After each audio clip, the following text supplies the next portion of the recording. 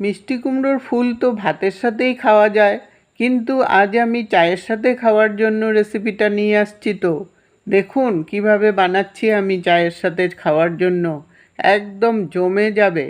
কতগুলো মিষ্টি কুমড়োর ফুল নিয়েছি, ফুলগুলোকে আগেই আমি নুন জলে ভালো করে ধুয়ে নিয়েছি।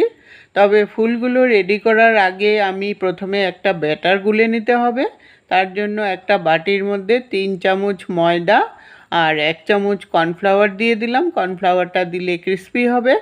আর স্বাদ অনুসারে নুন আর সামান্য পরিমাণে হলদি পাউডার দিয়ে আর অল্প অল্প জল দিয়ে একটা পাতলা ব্যাটার রেডি করতে হবে। খুব একটা ঘন ব্যাটার করবেন না, তাহলে রেসিপিটা ভালো হবে না।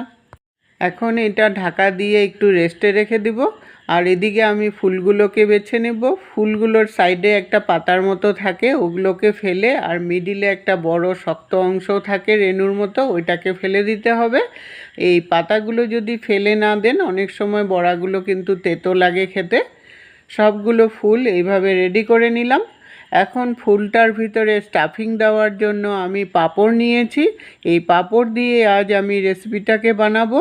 পাঁপড়গুলোকে ভেঙে যতটুকুন পারবেন ছোট ছোট টুকরো করে নিতে হবে।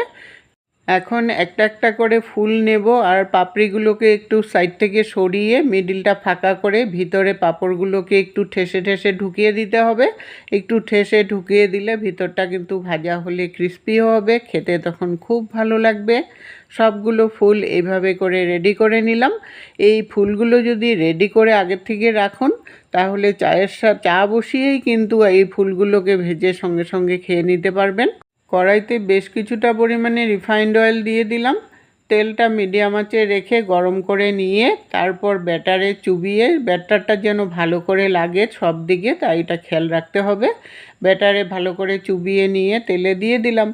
আর এই বড়াগুলো কিন্তু একদম হাই হিটে দিয়ে ভাজবেন না, মিডিয়াম আঁচে রেখে ভাজবেন, তাহলে ভিতরটা আস্তে আস্তে করে হলে পাঁপড়গুলো ভাজা হলে ক্রিস্পি হবে।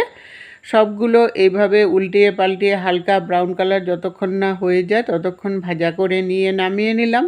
এটা কিন্তু রেসিপিটা চায়ের সাথেই জমে যায়।